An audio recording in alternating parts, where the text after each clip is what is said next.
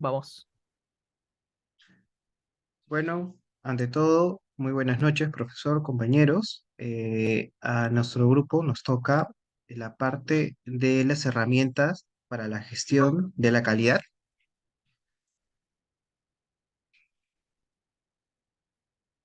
Siguiente, por favor. El contenido es hoja de recogida de datos, diagrama de flujo, diagrama de causa-efecto, carta de control de calidad, histograma, diagrama de Pareto y, por último, diagrama de recolección.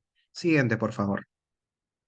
Ahora, vamos a comenzar qué es hoja de recogida de datos. Particularmente, ¿qué es? Es un documento preimpreso con un formato, tablas, diagramas, destinado a poder registrar datos mediante un método sencillo y sistemático. ¿Cuál es su funcionamiento? Sirve para recoger datos, vale la redundancia, necesario y poder realizar un posterior análisis. Su utilidad es un empleo objetivo a la hora de examinar un fenómeno determinado. La ventaja, proporciona datos fáciles de comprender y refleja rápidamente las tendencias o patrones. Siguiente, por favor. Utilización y funcionamiento. Muy rápido, mejora la calidad. Se aplica para un estudio de síntomas, problemas, causas ante una investigación o para validar una hipótesis. Punto de partida para otras herramientas más complejas como gráfico de gestión.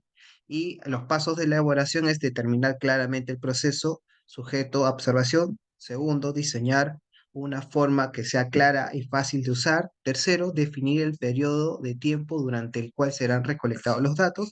Y por último, obtener datos de una manera consistente y honesta. Hay varios tipos, de lo cual nosotros vamos a centrarnos solamente en la hoja de registro de datos. Siguiente, por favor.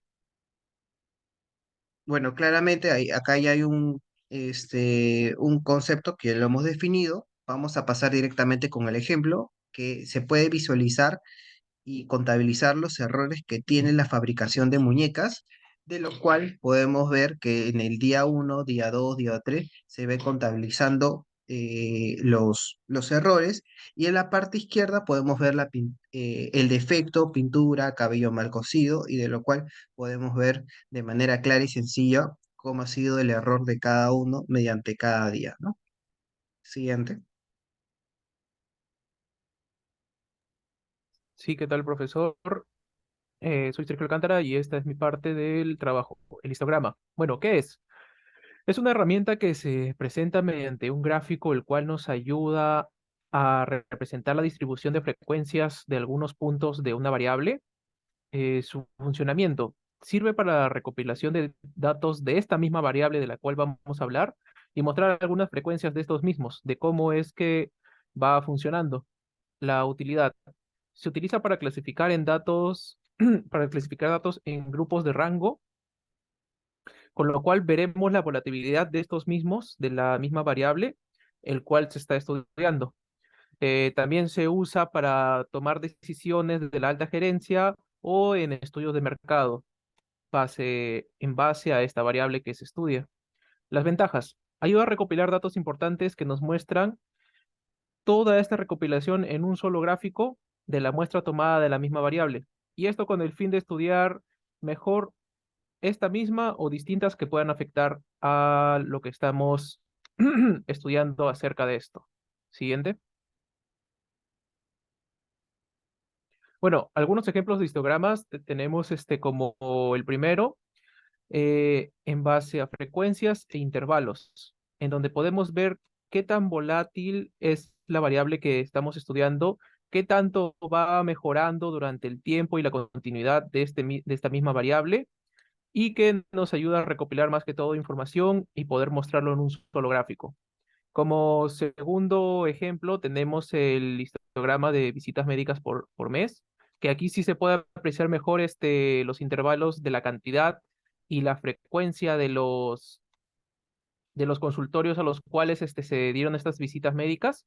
Y más que todo podemos ver que existe un porcentaje de entre 149 personas a 157 que se acercan más a estas visitas médicas durante la tarde para poder ver cómo es que los clientes se acercan al hospital o a la clínica. Siguiente. Bueno, continuando con la exposición, en el caso del diagrama de flujo, tiene como concepto que es una herramienta utilizada para representar la secuencia de interacción de las actividades del proceso a través de símbolos gráficos. Estos símbolos brindan una mejor visualización del funcionamiento del proceso, ayudando así a su mejor comprensión y haciendo más visual e intuitiva la descripción del proceso. Tiene como objetivo garantizar la calidad y aumentar la productividad de los trabajadores.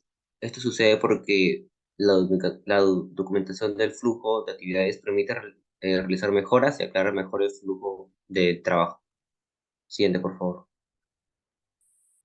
En el caso del modo de aplicación, se utiliza diferentes tipos de símbolos dentro de este programa, facilitando el entendimiento y análisis del proceso, lo cual representa las acciones y momentos del proceso. Asimismo, no es obligatorio utilizar todos los símbolos, solamente se usan de acuerdo a las necesidades de las actividades mapeadas. Eh, Asimismo, en esta imagen se puede apreciar los diferentes tipos de símbolos, en el cual, por ejemplo, el ovalado indica el inicio o fin de un proceso. En el caso de los rectangulares, indica cada actividad que necesite ser ejecutada. Los rombos que indica un punto de toma de decisión y las flechas que indica la dirección del flujo. Siguiente. Ya, bueno, en esta imagen se toma como referencia un ejemplo en el cual, bueno, como todo programa empieza por el inicio y después, bueno, como indica acá, primero el sector de distribución detecta defectos en los productos, asimismo como consecuencia se envía los productos para la recuperación, luego se lleva al sector de recuperación para analizar el producto. En este caso te toma un rombo de decisión en el cual si es que se reprueba, el sector de operaciones desecha el producto, en caso contrario se apruebe, el sector de recuperación corrige el producto, por consiguiente el sector de ingeniería de calidad analiza nuevamente ese producto, si es que no aprueba, se retoma el nuevo proceso de reprobado, dando así un ciclo, y si es que el producto ya se está aprobado, pasaría al sector de ingeniería, el cual libera el producto, concluyendo todo el proceso de Fulcrum. Siguiente. En el caso del diagrama de causa-efecto, tiene como concepto, bueno, también es llamado el diagrama de Ishikawa, o diagrama de pescado, o de 6 Ms, en el cual esta herramienta ayuda a identificar las causas raíces de un problema, analizando todos los factores involucrados en la ejecución de este proceso. Según su creador, Kaoru Ishikawa, el problema o efecto puede ser cualquier comportamiento o resultado indeseado. Asimismo, dio origen al gráfico visual en el año de 1943, lo cual permitió el análisis y la ayuda para llegar a las causas reales de los problemas enfrentados en todos los procesos. Algunas de sus ventajas son las mejoras de los procesos, identificación y jerarquización de las causas, mayor visibilidad de los problemas y un registro visual que facilite análisis futuros. En el modo de aplicación, bueno, son 6 pasos. Primero está el definir el problema, en el cual se identifica el problema principal que será analizado. Este problema debe ser específico, definiendo el obstáculo de manera objetiva. En el punto 2, que es crear la espina del pescado, en el cual se utiliza una línea horizontal, y en la parte de la derecha de este guión se pondrá el efecto, que es el problema, dentro de un recuadro. Asimismo, se hacen líneas perpendiculares a la línea horizontal, representado cada línea en la categoría de las causas. Se debe tomar en cuenta las 6 M's, que son el método, máquina, mano de obra, materiales, medida y por último medio ambiente. En el punto 3 se analizan las causas, que es en el cual se debe de plantear la pregunta ¿por qué está pasando esto? Llevando en cuenta las 6 M's mencionadas anteriormente y hacer una lluvia de ideas. En el punto 4 son los subgrupos, que es dividir cada categoría de las causas que puedan existir. En el punto 5 es destacar la causa principal. Finalizando el diagrama, se detecta la causa principal, que se desató el problema, y puede haber más de una. Y por último, en el punto 6 es planificar las acciones, que es pensar en las posibilidades de las soluciones en el alcance del equipo. Se debe definir los responsables y estipular plazos para cada actividad que será hecha a futuro. Siguiente.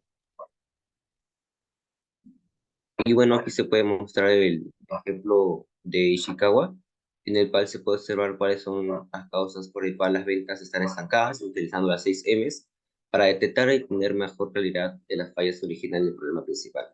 Siguiente, por favor.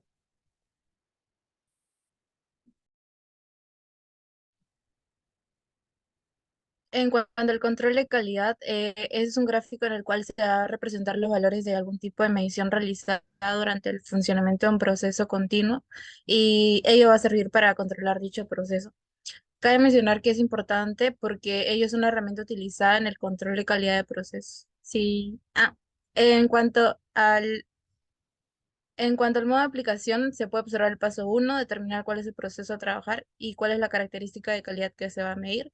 El paso 2, ahora que se tiene el tipo de datos a recolectar, se va a definir el tipo de gráfico. El paso 3 va a determinar el tiempo en el que se va a estar y definiendo con base en el tiempo de gráfico que se va a trazar. Paso 4, recopilación de datos. Paso 5, determinar la línea central y el límite de control superior e inferior. Y el paso 6 representa los datos en la gráfica. Y por último, analizar el resultado de esta forma interpretando el gráfico. Siguiente.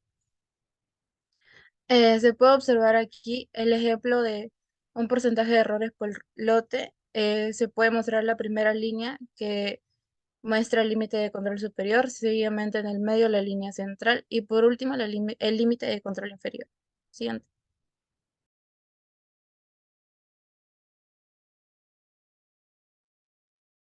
Bueno, en esta parte expondremos el diagrama de Pareto.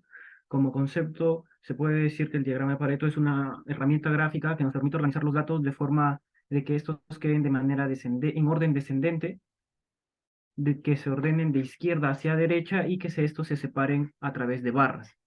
Las principales ventajas de la herramienta son, permite ordenar o establecer un orden de prioridades. Además, nos permite mostrar gráficamente el principio de Pareto, que se puede simplificar en cuanto a términos de administración, que podrían haber muchos problemas sin importancia frente a otros pocos muy importantes. Y además facilita el estudio de fallas en las industrias o en las empresas, fallas en los procesos, fallas en los procesos, etc. El modo de aplicación. Tenemos que primero se debe seleccionar los aspectos que se van a analizar, cuál es el problema o las causas que se van a tratar. Se debe establecer una unidad de medida. Posteriormente se debe establecer un periodo de tiempo en el cual el periodo de tiempo que se va a trabajar en dicho diagrama. También se debe de relacionar los aspectos de izquierda a derecha en cuanto al eje horizontal y en orden de magnitud decreciente, como se estableció en un inicio. Además, encima de cada aspecto se debe dibujar un rectángulo que represente la barra. Cada barra tendrá la altura, tendrá la altura en cuanto a la magnitud que represente cada uno de estos aspectos frente al total. Y se debe de construir la línea de frecuencia acumulada, una línea de frecuencia acumulada que acompaña a dichas barras. Y por último, se debe de utilizar el diagrama para poder identificar los aspectos más importantes para el mejoramiento de la calidad. Siguiente, por favor. En esta parte tenemos un ejemplo. En el cuadro de la izquierda tenemos diferentes marcas y al lado tenemos sus ventas en miles de pesos. Tenemos tres empresas, Esfera Azul, Hércules y Rey, que son las que tienen los mayores ingresos. En el cuadro de la derecha tenemos el mismo cuadro de las marcas con sus ingresos, pero se le adiciona una columna en la cual se agrega el porcentaje que los ingresos representan del total de los ingresos de todas estas marcas, ¿no? Los ingresos de Esfera Azul representan un 45,4, Luna de Oro un 10,7, etcétera. Cada uno tiene su porcentaje representativo. Siguiente, por favor. Una vez establecidos los porcentajes en cuanto a la representación de cada una de las ventas, grafica o se grafica según los pasos establecidos el diagrama de Pareto, ¿no? En esto se puede apreciar que la primera empresa que tiene el porcentaje más alto, 45,4 es Esfera Azul, luego le sigue la empresa Hércules y por último le sigue la empresa Niña. Estas son las tres empresas principales y en conclusión, en cuanto a ese gráfico se puede decir que esas tres empresas representan gran cantidad de los ingresos del sector. Siguiente, por favor.